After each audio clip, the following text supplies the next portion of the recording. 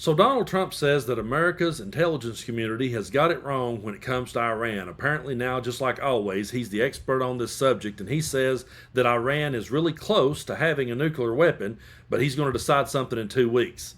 And that makes no sense to me. They're very close. They're really close to having a nuclear weapon, but I'll let you know what I'm going to do in 2 weeks. But with Donald Trump, nothing ever makes sense, and you should never expect it to. But here he is now going against the very loyalist who he appointed. And so we're going to be reading this article here from MidasNews.com. I'm not going to be playing any of the clips of Trump because, to tell you the truth, folks, I can't stand to hear his voice. And I really believe sometimes when you read his words, you realize just how stupid the man truly is. I don't think he would have ever been elected to anything if you couldn't hear him talk and all you had to do was read what he has to say.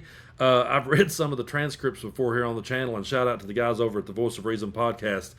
They do it from time to time. They will read a transcript from one of Trump's speeches, and when they do, it's just so painfully obvious that this guy does not have a clue in hell what's going on. But now here we are on the brinks of World War III after being told no more wars in the Middle East.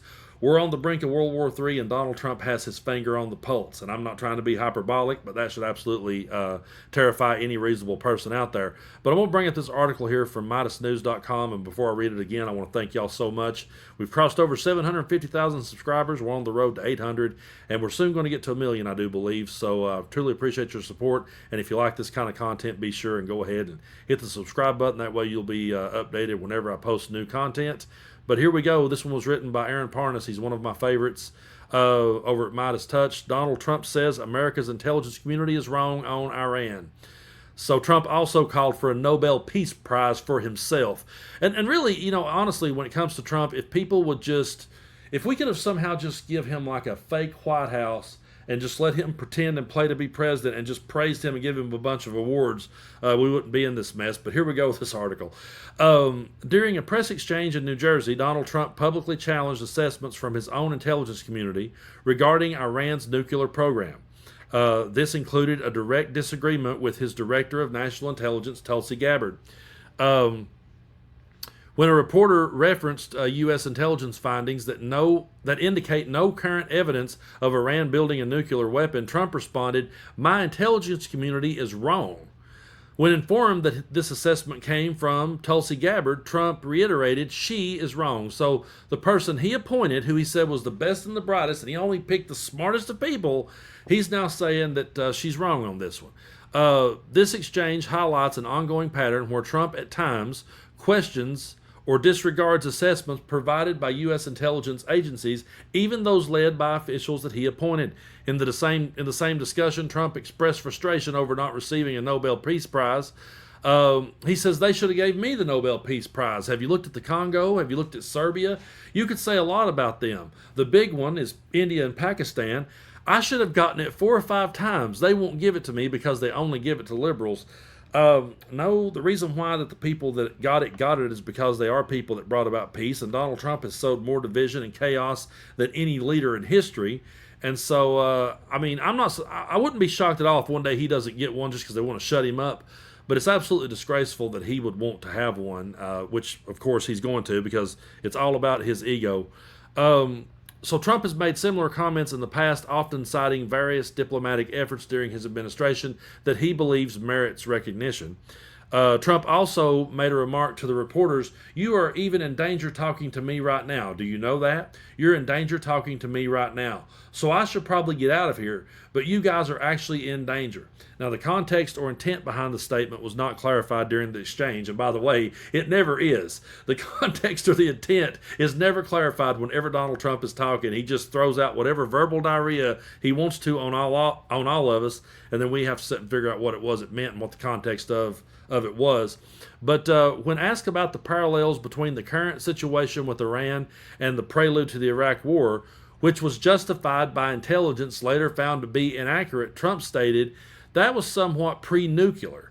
It was the nuclear age, but nothing like it is today. And addressing questions about Israel's military activities, Trump commented, "It's hard to tell Israel to stop when they are winning." The exchange reflects Donald Trump's willingness to publicly challenge his own administration's intelligence findings and continue to raise personal grievances alongside policy discussions. His remarks touched on multiple sensitive geopolitical topics, including nuclear proliferation, Middle East stability, and U.S. intelligence credibility, all of which remain central to ongoing foreign policy debates. So there it is, folks. To everybody out there that said, "Oh, Brando, I wouldn't worry about it. They won't let him do that." He's not even going to listen to his own intelligence. He's not even going to listen to the people that he appointed.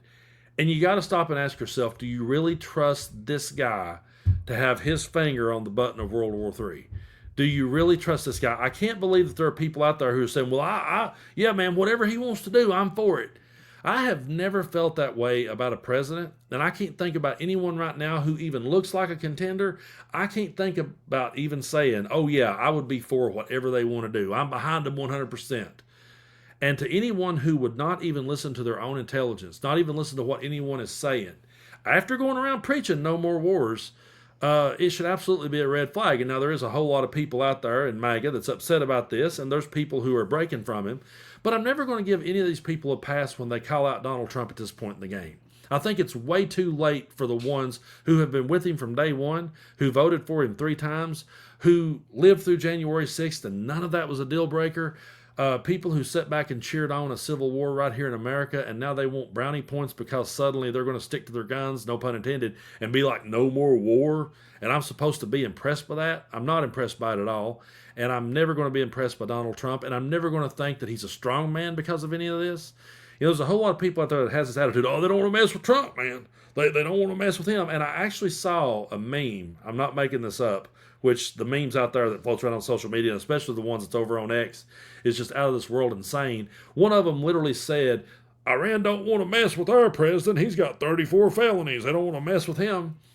And I'm like, that is not a flex. That is not something that you sit and brag about. That does not make him a tough guy. Nothing about Donald Trump is a tough guy. And him acting like a tough guy and cozying up to dictators does not make him a tough guy. He is a guy who pretends to be tough. He's a guy who cosplays as being tough. He's a guy who had to have a military parade to show everybody how tough that he is. That's not strength, folks. You know, Jimmy Carter was president back when I was born. I was born in May of 80. He got voted out that year. I really wish that I could have at least spent the first 4 or 5 years of my life with Jimmy Carter as the president, but unfortunately, I had to grow up during the Reaganomics. But Jimmy Carter never fired a shot. And there's a whole lot of people that would call him weak and would call him, they would say, well, he wasn't strong enough on the world stage. I think that when you can keep the peace, that is way more impressive than when you just go out immediately going on the attack. And I have no confidence that Donald Trump will get this one right. I can't have any confidence in the guy. And again, after January 6th and after everything that the man said and done, there's no way that I could ever feel comfortable with him in that position of power. And again, to people that thinks he's the strong man in this scenario, that he's a strong man. There's a lot of people who talks tough and who acts tough, but they're not when it comes right down to it. I can't count the times I've played dive bars for over 25 years of my life, playing music in some of the most cutthroat places you could ever walk in. I went to the places, folks, that most people, like my mom used to say, you should never step in there. That's the place that I went and played my rowdy brand of outlaw country music, or whatever the hell you want to call it. I hate that term, actually. But you get the drift of that Waylon Jennings style, Leonard Skinner style of music. But I always learned that the most loud and obnoxious dude in the room was not the guy you had to worry about at all. Never worried about that guy. I was always more worried about the old man sitting at the end of the bar, just being quiet, just sitting there nursing a Pabst Blue Ribbon. That's the guy that I was like, he's about to get up and mop the floor with somebody, and I seen it happen. And a lot of times I would see him get up and mop the floor with the bully. And I really have a feeling that that's what's going to end up happening the more Donald Trump tries to flex and act tough. Right now, he's trying to impress the dictators who he loves to praise. He's trying to impress the dictators who he loves to cozy up to. And when you see people like Vladimir Putin, Kim Jong-un, people like Netanyahu, when you see them sucking up to Donald Trump, they're not doing it because they value him at all. They have trolled him constantly on their own television networks in their country. They think the guy's a joke, but they realize that if they tell him what to do, he'll do it. And when he said he would govern like a dictator on day one, he meant that. and whatever a dictator tells him to do or would be in his best interest, he will do that too to impress that person, because he cares more about impressing a dictator than he does governing like a president. And it's truly disgusting. But we'll just keep covering the story and embrace for impact is all I can say. I don't like it no more than the next person. I hate that we're in this boat. We tried to warn people, and we're going to continue to warn people. We're going to continue to call this stuff out. And, like I said earlier, I can't really give the people a pass who are jumping ship now, but hey, I'll take it. If the no more wars thing is what finally gets somebody to break, and they can come over here and start having reasonable conversations with us, and that's the key. If they can have reasonable conversations, then I would welcome that any day of the week. So again, I thank y'all so much for your support here on the channel, and we'll get to 1 million subscribers before it's said and done. I truly appreciate all of you, and we'll just stay braced for impact. I think that pretty much should have been the headline when Trump regained power. Everybody just brace. But we will get through it. We will come out the other side. We will be stronger. People like us will learn from this, and we'll move forward. And so, I hope everyone has a great weekend, and thank you so much for supporting what it is that I do.